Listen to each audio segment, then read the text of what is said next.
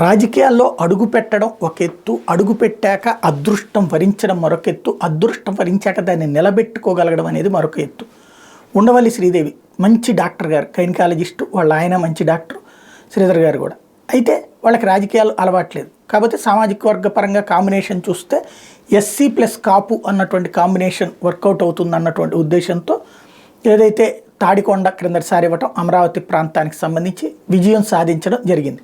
Neck to neck సిచ్యుయేషన్లో గట్టి విజయమే సాధించగలిగారు శ్రీదేవి. అయితే తన ఎక్స్పెక్టేషన్ మంత్రి పదవి, ఫస్ట్ ట్రిప్పే మంత్రి పదవి ఆశించారు, అది అవ్వలేదు ఆమెకి. అప్పటి నుంచి కొంత అసంతృప్తి ఉంది నియోజకవర్గంలో కాస్త. ఎందుకంటే అమరావతి లాంటి ప్లేస్లో గెలవడం కాబట్టి ఖచ్చితంగా వస్తుందని ఎక్స్పెక్ట్ చేశారు. నన్ను చూసి ఓట్లేశారు కానీ మిమ్మల్ని చూసి కాదు కదా అనేటువంటి జగన్మోహన్ రెడ్డి వైఖరి కారణంగా రాలేదు, అది కొంత అసంతృప్తి. దానికి తోడు గ్రౌండ్లో పట్టు లేకపోవడం వల్ల ఇబ్బంది ఎదుర్కొంటూ వచ్చింది. అమరావతి ఉద్యమకారులు ఆమెను టార్గెట్ చేస్తూ ఉండటంతో తిప్పలబడేది.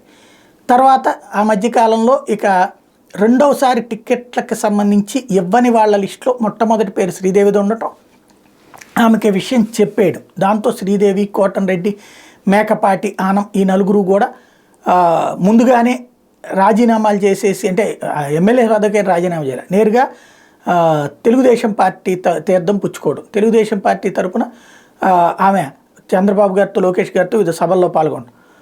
మిగతా వాళ్ళకైతే సీట్లు ఆఫర్ చేశారు. ఎవరెవరికి? మేకపాటికి చేయలేదు కానీ ఆనమ్ము, కోటంరెడ్డికి.